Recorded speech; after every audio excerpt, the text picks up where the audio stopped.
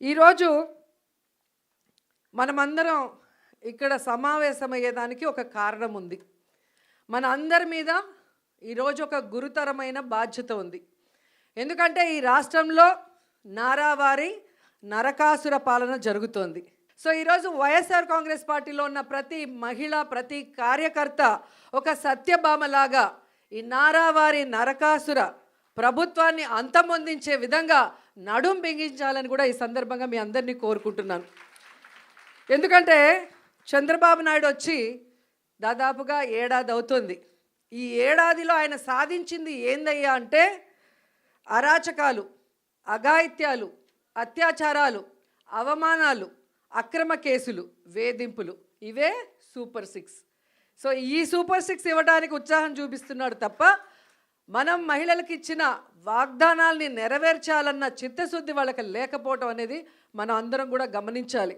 ఎందుకంటే జగన్మోహన్ రెడ్డి గారు అధికారంలో రాకముందు మహిళలకి ఏమేం ప్రామిస్ చేశారు, అధికారంలో వచ్చిన తర్వాత అవన్నీ ఎలా ఫుల్ఫిల్ చేశారు, అవే కాకుండా చెప్పని అనేకం కూడా మన కోసం ఎలా చేశారో మళ్ళీ నేను ప్రత్యేకంగా చెప్పాల్సిన అవసరం లేదనుకుంటున్నా.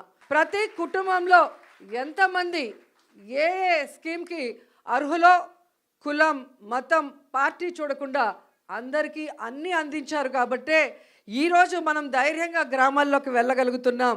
ఎక్కడ మనం కనిపించినా అయ్యో మేము తప్పు చేశామని కొంతమంది, అయ్యో మేము అన్నకు ఓటేసాం ఎక్కడికి పోయిందని కొంతమంది, ప్రతి ఒక్క మహిళ వైఎస్ఆర్ కాంగ్రెస్ పార్టీ వాళ్ళు, వైఎస్ఆర్ కాంగ్రెస్ పార్టీ సింపథైజర్స్ ఓపెన్గా బాధపడుతుంటే తెలుగుదేశం జనసేన వాళ్ళు లోపల ఏడుస్తున్నారు. ఎందుకంటే ఈ కూటమి ప్రభుత్వం వైఎస్ఆర్సీపీ మహిళలనే కాదు, వాళ్ళ తెలుగుదేశం జనసేన మహిళల్ని కూడా మోసం చేసింది. వాళ్ళకు కూడా అమ్మఒడి లేదు, వాళ్ళకు కూడా చేయూత లేదు, వాళ్ళకు కూడా ఆరోగ్యశ్రీ లేదు, వాళ్ళకు కూడా ఏ ఒక్క సంక్షేమ పథకం సూపర్ 6 లేదు. అంటే మననే కాదు వాళ్ళని కూడా మోసం చేశారు. మనం బయట చెప్పుకోగలుగుతున్నాం, వాళ్ళు చెప్పుకోలేక కుమిలిపోతున్నారు అన్నది నిజమని కూడా ఈ సందర్భంగా తెలియజేసుకుంటున్నాం. ఉగ్రవాదులకి మనకి మధ్యన జరిగిన యుద్ధంలో ముందుండి నడిపించింది ఎవరు? మహిళలు. సో మహిళలుగా మనం గర్వపడాలి.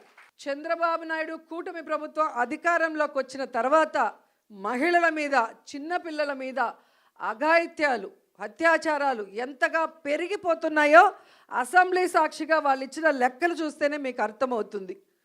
అంటే ఈరోజు ఒకవైపు ఉన్మాదుల్ని తయారు చేస్తూ ఎలా సోషల్ మీడియాలో మహిళల్ని టార్గెట్ చేయటం, ఎవరు వైఎస్ఆర్సీపీకి స్ట్రాంగ్గా నిలబడి మాట్లాడుతున్నారు లేదా ఎవరు సమస్యల మీద పోరాడుతున్నారో వాళ్ళని ఐడెంటిఫై చేసి ఆర్గనైజ్డ్ క్రైమ్ అంటారు దాన్ని. జగనన్న ఒక్కటే చెప్పాడు, మనం తప్పు చేసి జైలుకి వెళ్తే అవమానంగా భావించాలి కానీ తప్పుడు కేసు వల్ల లోపలికి వెళితే బాధపడాల్సిన అవసరం లేదు.